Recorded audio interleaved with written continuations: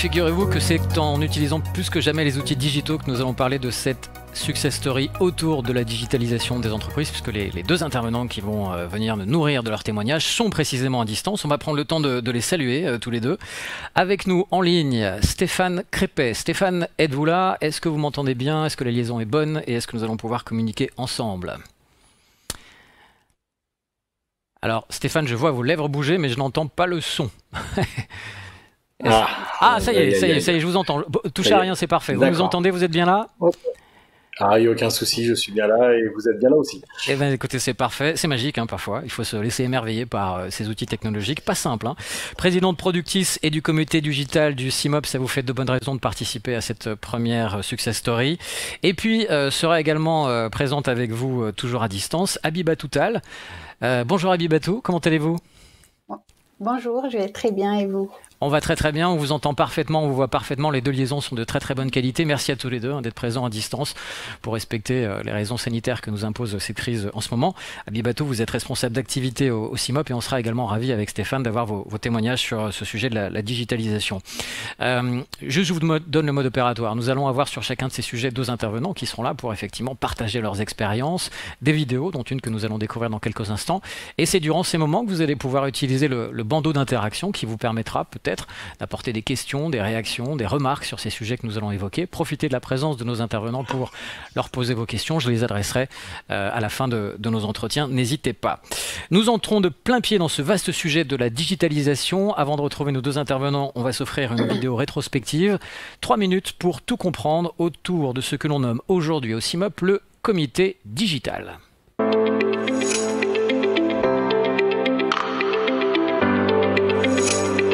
En mai 2019, le groupe logiciel du CIMOP est devenu le comité digital. Aujourd'hui, il regroupe une cinquantaine d'acteurs du numérique au sens large et s'est donné pour mission d'accompagner les fabricants d'équipements de production dans l'appropriation des outils digitaux. Goodcom est adhérent du groupe digital depuis 5 ans. Nous étions une dizaine de membres au départ et on se rencontrait 1 à 2 fois par an à Paris. Aujourd'hui, nous sommes plus de 50 adhérents et quasiment chaque mois, je participe à une visioconférence du groupe. Pour moi, cet échange est absolument crucial dans la conjoncture actuelle. Les logiciels jouent un rôle stratégique dans l'industrie du futur et pour moi, le CIMOP, c'est la plateforme idéale pour notre émulation. J'ai connu le CIMOP lors d'une matinale chez l'industriel Gravotech à Lyon. Il m'a invité donc à une présentation, il y avait des adhérents CIMOP et après j'ai eu la chance, la société Access a eu la chance de participer à des réunions dans les locaux de CIMOP fin 2019 qui nous a permis effectivement de comprendre un peu toute la valeur en fait du comité digital puisque ça nous permet d'avoir beaucoup plus de remonter l'écoute du marché, de remonter des informations sur le marché de la digitalisation auprès des fabricants de machines. Donc ça nous permet effectivement vraiment d'avoir une remontée d'informations qui nous permet nous d'ajuster au mieux nos offres dans le digital. La stratégie du comité digital repose sur 3 piliers. L'identification de l'offre digitale, la compréhension des besoins et attentes spécifiques aux fabricants d'équipements et le devoir d'éducation sur les bénéfices de la transformation digitale. Un démonstrateur est un projet ouvert à tous, regroupant un ou plusieurs adhérents du CIMOP qui travaillent autour d'une solution afin de répondre à un besoin marché spécifique. Par exemple, le jumeau numérique, présenté en juin 2020. Dans un système d'une entreprise du digital, la création d'un jumeau numérique du CIMOP avec plusieurs sociétés, dont 3 du logiciel et 1 du monde des machines, nous a permis de partager notre expérience du digital avec tous les mondes du CIMOP et donc de les accompagner dans leur transformation numérique. En créant des expériences virtuelles 3D, je pense que nous avons réussi à démontrer la pertinence du digital pour des projets de transformation. Huron, en tant que membre du groupe Machine-Outils, pour nous, ces comités-là sont extrêmement intéressants. Parce qu'au sein de ce comité-là, nous avons des membres qui balayent tous les corps de métier. Et en tant que constructeur de machines-outils, ça permet vraiment de compléter notre offre de machines et de proposer d'autres solutions à nos clients. Il permet principalement d'identifier les partenaires digitaux, parce qu'il est vrai que c'est une technologie qui est en perpétuelle évolution. Et il est vrai que c'est extrêmement intéressant de pouvoir s'appuyer sur des personnes dont l'expérience est reconnue. Et pour cette raison-là, principalement, c'est un vrai plus pour nous. La digitalisation dans l'industrie passe également par la pédagogie vers les secteurs clients. C'est pourquoi le CIMOP a engagé 2 actions principales. des webinaires de vulgarisation des applications digitales dans l'industrie et une série de webinaires à destination de l'industrie papetière en partenariat avec la TIP. Le CIMOP dispose d'une réelle reconnaissance pour le partage de bonnes pratiques entre industriels et experts technologiques, ce qui est le cas d'ACOEM en ce qui concerne la maintenance 4.0 pour le secteur du papier. L'initiative de la série de webinaires papier digitalisation à portée pédagogique a été particulièrement appréciée par ACOEM dans une période Covid confinée où il nous était plus difficile de rencontrer nos clients et de leur partager des solutions concrètes qui répondent à leurs problématiques du moment. Voilà donc sur ces premiers points qu'on pouvait évoquer autour de la digitalisation. Un grand merci à tous ceux qui ont pris du temps pour participer à ces témoignages que nous avons enregistrés il y a quelques jours pour donner de la richesse à ces moments. Vous pouvez poser des questions si vous en avez vous aussi sur ce dossier-là. Je les proposerai dans quelques instants à nos deux invités. Abibatou, c'est à vous que j'ai posé la première question si vous voulez bien. Qu'est-ce qui fait que le CIMOP, syndicat historique de la machine-outil, s'intéresse aujourd'hui au digital? C'est un petit peu une question de philo, mais je pense qu'elle est très intéressante. Oui, en effet, elle est très intéressante. Alors, donc, nous nous intéressons au digital parce que nous souhaitons favoriser l'appropriation des outils digitaux par nos adhérents cœur, qui sont, comme vous le savez, des offreurs de solutions industrielles. Alors, comment y parvenir? De façon simple, nous allons travailler sur deux volets principaux. Donc, le premier étant la mise en place d'un environnement, donc typiquement le comité digital que vous venez de présenter si bien. Et donc, ce comité va favoriser les échanges, les interactions entre les experts du digital, mais également et l'industrie. Donc, dans un deuxième volet, nous allons tenir un rôle de pédagogie auprès de l'industrie. Notre objectif est vraiment de démocratiser au maximum l'utilisation de tous ces nouveaux outils qui, sans conteste, favorisent la flexibilité et la croissance des entreprises. En résumé, notre plus-value en tant que CIMOP et donc représentant des fabricants et distributeurs de solutions industrielles est le fait que nous avons une grande expérience de l'industrie, nous connaissons nos adhérents, ce qui facilite d'autant plus l'identification de l'offre logicielle qui peut leur correspondre. On est à la fin de l'année 2020, on essaye donc de se projeter un peu, déjà d'oublier cette année parce qu'elle n'a pas été exceptionnelle, et de voir les perspectives que vont nous ouvrir l'avenir. Quels sont les prochains travaux à venir? Est-ce qu'il y a déjà un agenda que vous pouvez nous dérouler avec quelques points clés? Alors oui, nous avons un planning bien chargé sur 2021. Donc nous avons prévu des démonstrateurs, donc tels que présentés dans la vidéo de tout à l'heure. Nous avons également des webinaires qui sont prévus. Donc ce sont des webinaires de vulgarisation. Donc toujours dans cette démarche de pédagogie. Nous sommes également en train de travailler sur un partenariat presse avec un magazine spécialisé, ce qui permettra à nos adhérents du digital d'avoir accès à une nouvelle plateforme qui leur facilitera encore plus toute démarche de démocratisation généralisée. Merci beaucoup pour cet agenda. Stéphane, si vous êtes toujours avec nous, que la liaison est toujours aussi bonne, oui. Vous êtes président du comité digital, totalement légitime. On avait besoin de votre présence aujourd'hui. Vous avez ce poste depuis 2019. Quelle est votre vision pour ce groupe ? C'est un groupe transversal, donc il faut absolument essayer d'amener le digital à la porte de tout le monde et de faire en sorte de l'améliorer pour favoriser l'expression de l'offre industrielle, quel que soit le domaine.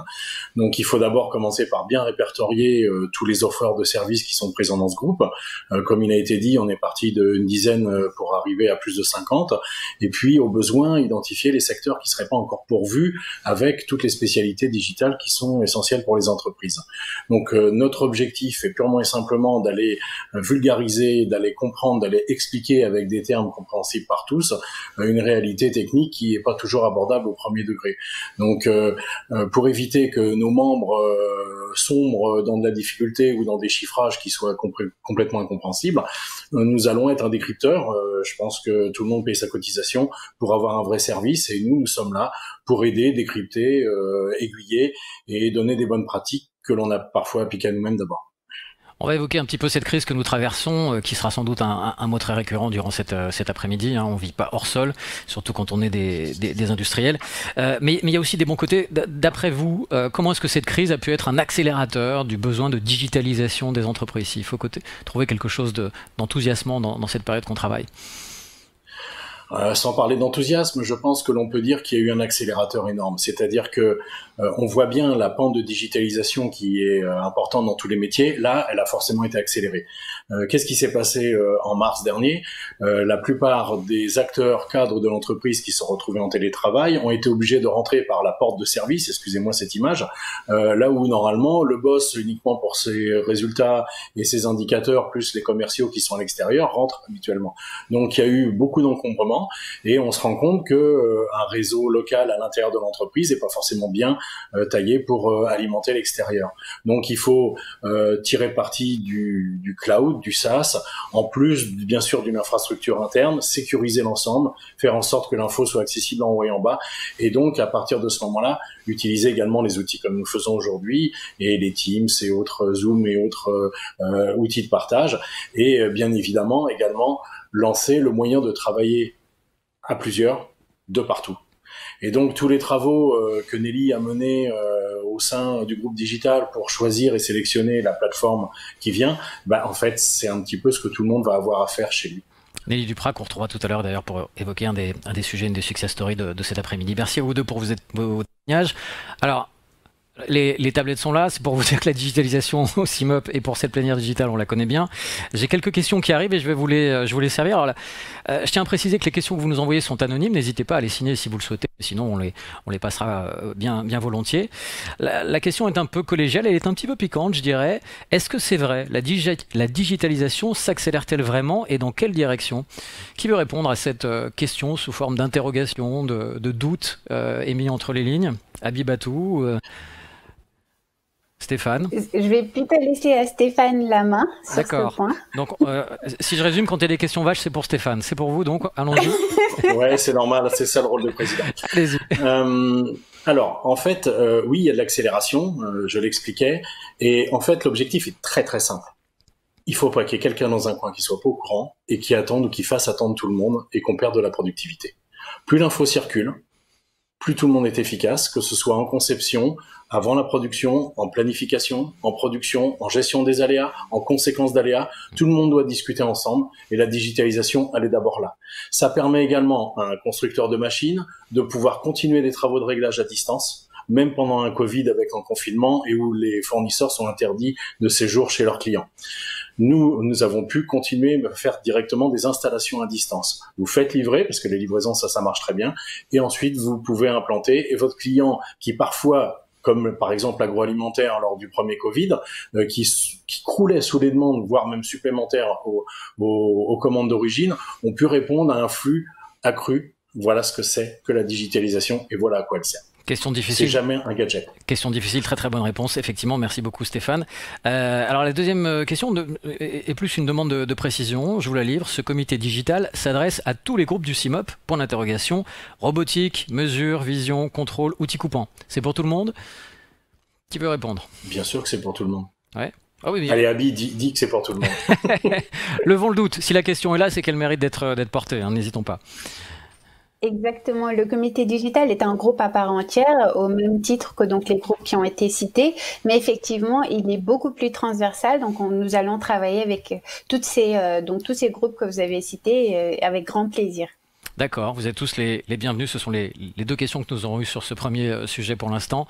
Stéphane Abibatou, merci beaucoup d'avoir pris du temps pour venir évoquer ce sujet avec nous aujourd'hui. On vous libère et on vous laisse repartir à vos tâches respectives en ayant tenu le timing. Merci beaucoup à tous les deux et à très très bientôt. Merci.